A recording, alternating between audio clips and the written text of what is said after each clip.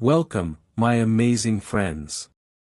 Today, I bring you a story that will touch your heart, inspire your soul, and teach you powerful lessons about life, success, and never giving up.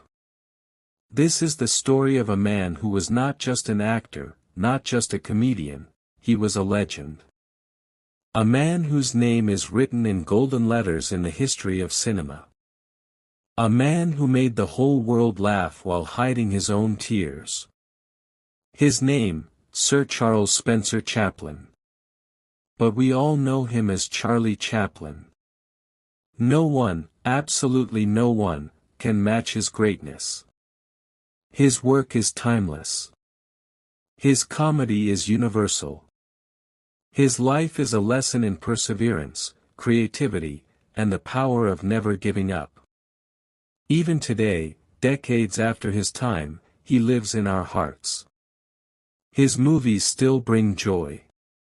His struggles still inspire. And his story, oh, my friends, his story will show you that no matter how hard life gets, you must keep going. This is not just a story. This is a journey of pain, rejection, poverty, success, and immortality. Watch till the end, because this story is perfect for your English learning and will motivate you like never before. Are you ready? Let's begin. Charlie Chaplin was born in the heart of London, England, on April 16, 1889. His parents, Hannah Chaplin and Charles Chaplin Sr., were both performers in the world of music and theater. They entertained crowds, sang songs, and lived for the stage. But life had different plans for young Charlie. His father was an alcoholic, a man who drank himself into oblivion. He abandoned his family when Charlie was just a little boy. His mother, Hannah, was left alone to raise two children, Charlie and his older half-brother, Sidney. And if you think life was kind to them, you are wrong. They lived in poverty, extreme, unbearable poverty. Sometimes, there was no food on the table. Sometimes, Charlie had to go to bed hungry. Sometimes, his mother would pretend to eat, just so her children could have a little more. They moved from one small, dirty room to another. They lived in fear of being thrown out. But Charlie, he was a child. And children, no matter how hard life is, still find ways to smile. Charlie's mother, Hannah, was a talented singer and actress. She performed in theaters, hoping to earn a few pennies to feed her children. Charlie loved watching her. He would sit backstage, mesmerized, dreaming of one day standing in front of an audience. But fate struck again. One terrible night, while performing in a theater, Hannah lost her voice. She could not sing. She tried, but her voice was gone. The audience shouted. They threw things at her. They wanted her off the stage. And then, something magical happened. A little boy, just 5 years old, walked onto the stage. Charlie. He picked up the microphone. He sang. He danced. And the crowd? They roared with laughter. They clapped. They cheered. That was the first time Charlie performed in front of an audience. The first time he felt the magic of making people laugh. And deep inside, he knew, this is what I was born to do. But life was cruel. After many years of being poor, hungry, and sad, Charlie's mother lost her mind. She was sent to a mental hospital. Charlie and his brother were left alone. With no family. No money. And nowhere to go. They became street children, wandering, begging, fighting for survival. Imagine this, a small boy, cold and hungry, walking the streets of London, looking through trash cans for food. That was Charlie Chaplin. But did he give up? No. Did he lose hope? Never. He kept going. Because he had a dream. And, my friends, this is where his real journey begins. Charlie Chaplin was now just a small, hungry, and abandoned boy walking the streets of London. He had no home. No parents to care for him. No money. And no idea where his next meal would come from. He and his older brother, Sidney, were forced to live in workhouses, terrible places where poor people were sent to work in exchange for food and shelter. These places were cold, cruel, and full of suffering. Charlie was just 7 years old when he first entered one of these workhouses.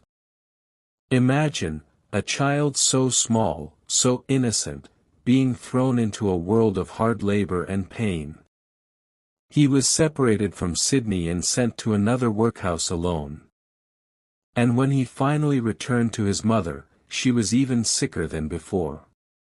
Her mind was slipping away. Sometimes, she didn't even recognize Charlie.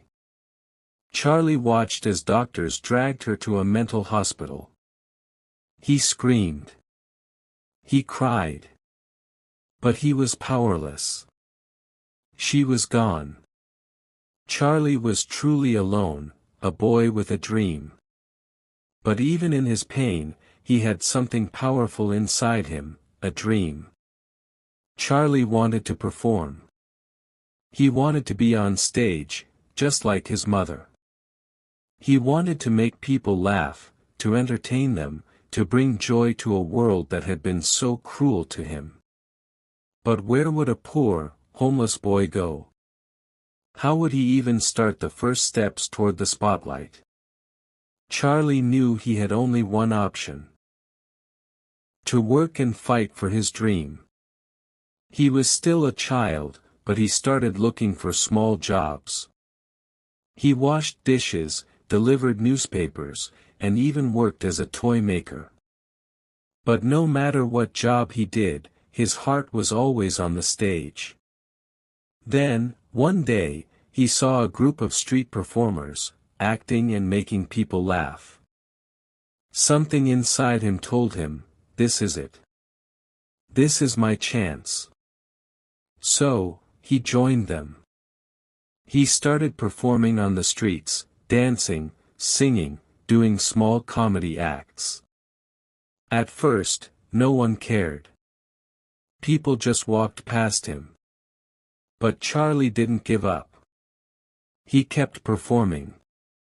He kept improving. He watched other comedians, studied their movements, their timing, their expressions. And slowly, people started noticing him. They stopped to watch. They started laughing. And for the first time in his life, Charlie felt something magical: he had the power to make people happy. At the age of 14, Charlie got a huge opportunity. He was hired by a theater group called the 8 Lancashire Lads. It wasn't much. He was just a small part of the group. But it was a start. He worked harder than anyone. He learned every move, every trick. He practiced day and night. And his talent, it shined. One day, a theater director saw him and said, "This boy is special. He's different." Charlie was given bigger roles, more responsibilities. And then, at 16 years old, he landed his first major acting role in a play called Sherlock Holmes. Charlie was no longer just a street performer. He was now acting in real theaters, in front of big audiences. People loved him. Directors saw something in him, his expressions, his movements, his ability to make people feel emotions without even saying a word. And then, something happened that would change his life forever. Hollywood came calling. In 1910, Charlie was given a once-in-a-lifetime opportunity to go to America. He was invited to join a famous comedy troupe called Fred Carno's Company, which performed in the United States. This was huge. America was where dreams came true. Charlie packed his bags and stepped onto a ship, crossing the ocean toward his future. When he arrived in America, everything felt different. The streets were bigger. The people were louder. The energy was electric. And most importantly, Hollywood was there. Charlie knew one thing: this is where I belong. This is where I will become a star. And now we all know him as a legend. The final decade of Charlie Chaplin's life was one of reflection, recognition, and a quiet return to peace after years of controversy and exile. In 1967, Chaplin released A Countess from Hong Kong, starring Sophia Loren and Marlon Brando. Though not a success, it was his last directorial project, marking the end of an era. After decades of political controversy and being barred from the U.S., Chaplin finally returned in 1972 to accept an honorary Academy Award. From silent screens to global stardom, from exile to honor, Chaplin's final decade was a fitting close to a life that touched millions. One of the famous quotes of Charlie is, "A day without laughter is a day wasted." Thanks for watching. Keep watching for more motivational and inspiring stories.